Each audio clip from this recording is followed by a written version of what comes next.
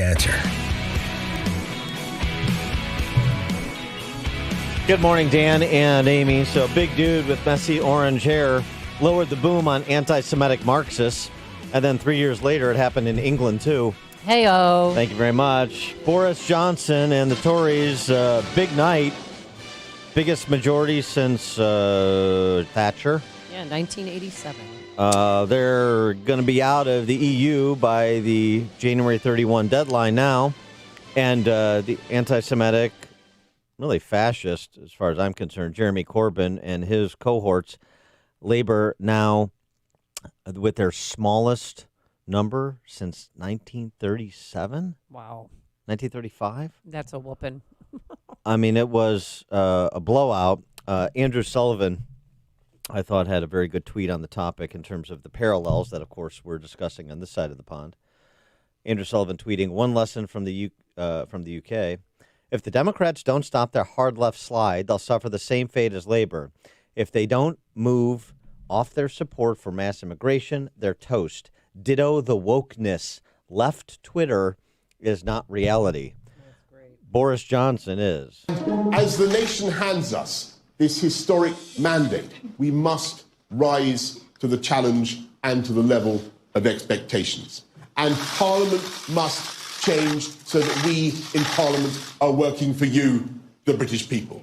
And that is what we will now do, isn't it? That is what we will now do. Let's go out and get on with it. Let's unite this country. Let's spread opportunity to every corner of the UK with superb education, superb infrastructure and technology. Let's get Brexit done. But first, my friends, let's get breakfast done. Yeah, exactly. Yeah, here. It would have been, That is so awesome. it would have been great if he did the Love Actually victory speech. Oh, yeah, with and just had it on placards. Yeah. For more on the topic, we're pleased to be joined by Dominic Green, Life and Arts Editor for Spectator USA, contributor to the Wall Street Journal and New Criterion. Dominic, thanks for being with us. Appreciate it. Good morning, Dan. Good morning, Amy. And what a night it's been here in London. Yeah, I can imagine. You know, of course, the run-up to yesterday's election was too close to call. The result, not too close to call. Well, that's right. As we're beginning to realize, the one thing you can never believe is any political poll that tells you how things are going to go once people are in the privacy of the voting booth.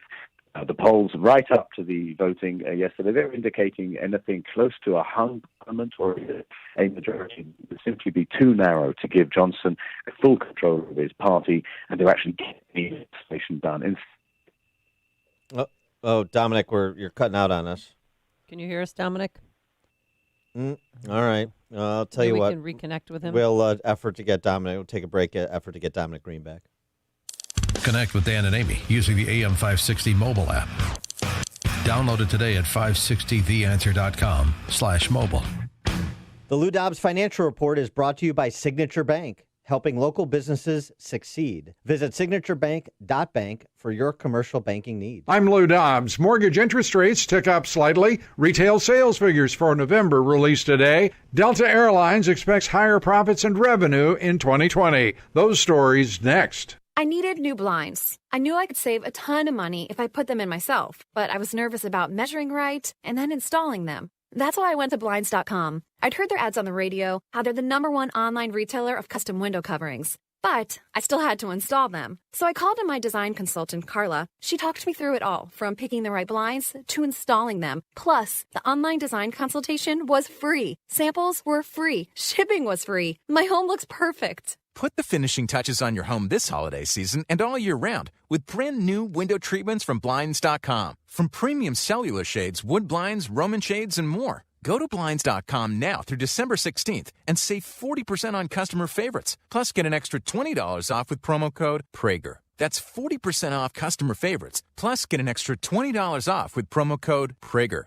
Blinds.com, promo code Prager. Rules and restrictions may apply. America's most profitable airline, Delta, says it will generate higher revenue and profits in 2020. Delta's outlook for next year based on stable prices for jet fuel, sustained demand for air travel. But the airline warned threats of higher taxes on emissions by Democrats in Congress could negatively affect all air carriers. Long-term mortgage interest rates higher this week, but still at historically low levels, encouraging home buyers. Freddie Mac reporting average rates for a 30-year fixed-rate loan rose to 3.73%, but that's considerably lower than the 4.63% at this time just a year ago. Ahead today, the Commerce Department with an update on retail sales heading into the final weeks of the Christmas shopping season. Please join me for Lou Dobbs tonight, 7 o'clock and 10 Eastern on the Fox Business Network. This is the Lou Dobbs Financial Report. AM 560, The Answer.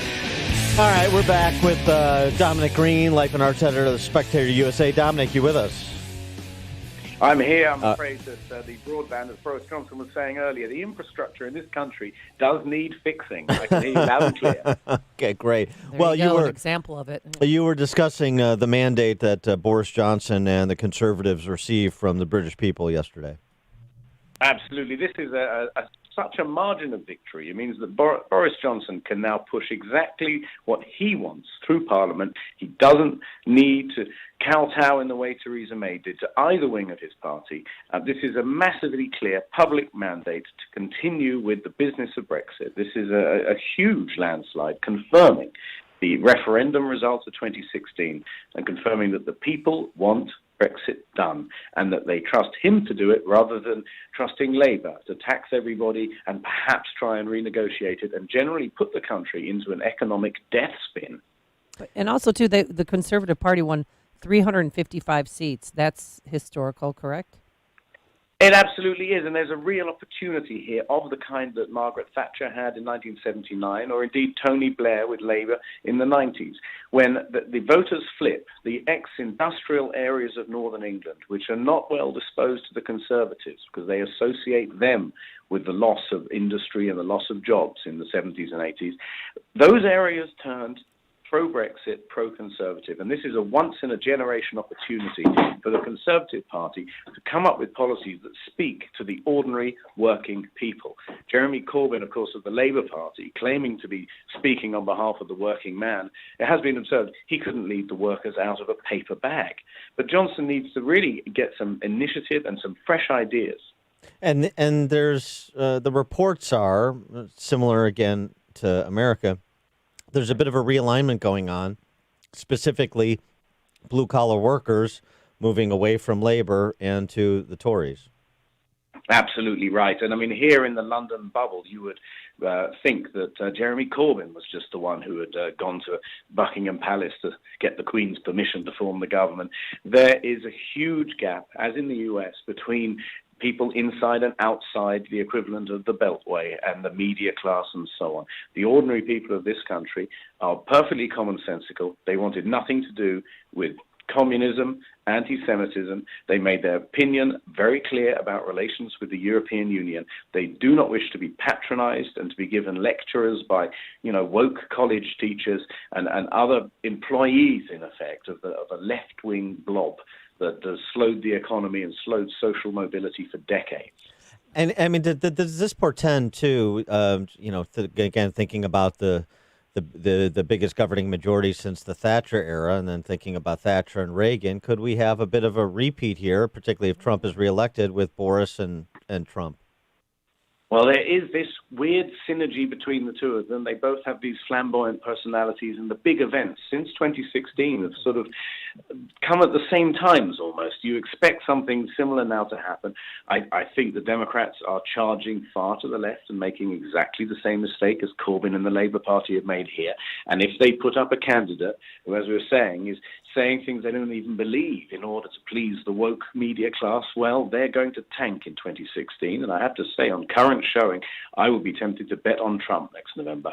Is there any reflection going on in the wake of that blowout yesterday among the media class? Is there anybody saying, "Boy," any recriminations, or are they just how are they just blaming the electorate again? How could you do this to us? Yes, rather than change their opinions, they'd rather change the electorate. Labour are blaming the media for not being supportive enough.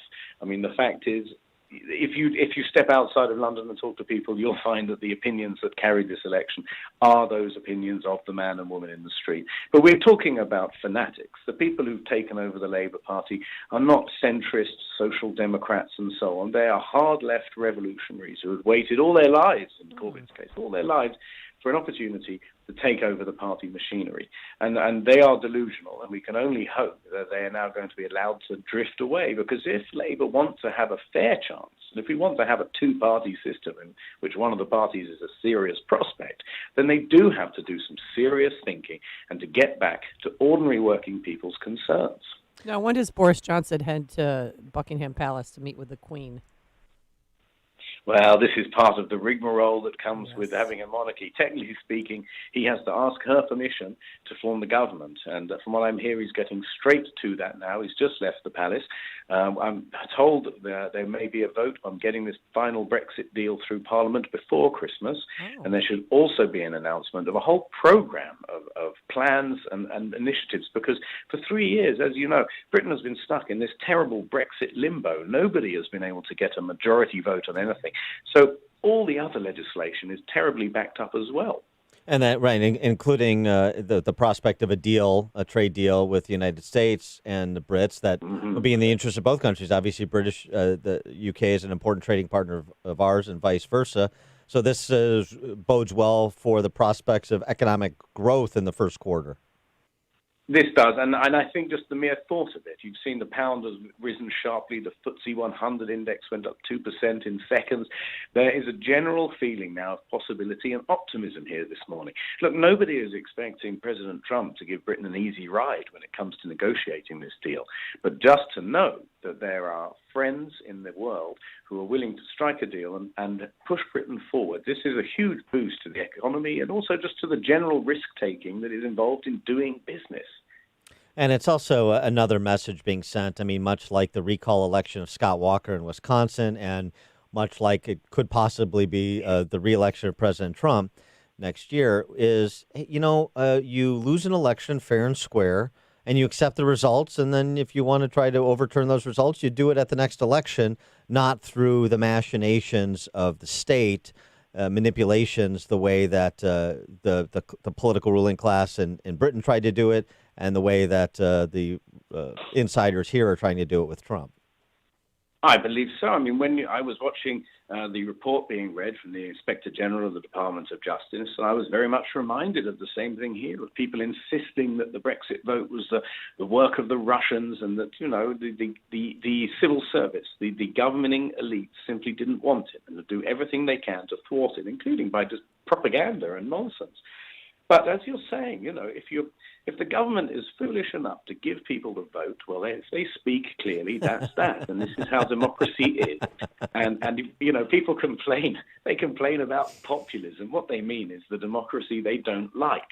This was an impeccably clear democratic process, and the kind of opinions it expresses are those from the absolute mainstream of British life. And if you want to call that populism, fine. I would just call it popular. It is actually how people are, what they think and what they believe, and they have shown that they are decent and sensible and democratic people.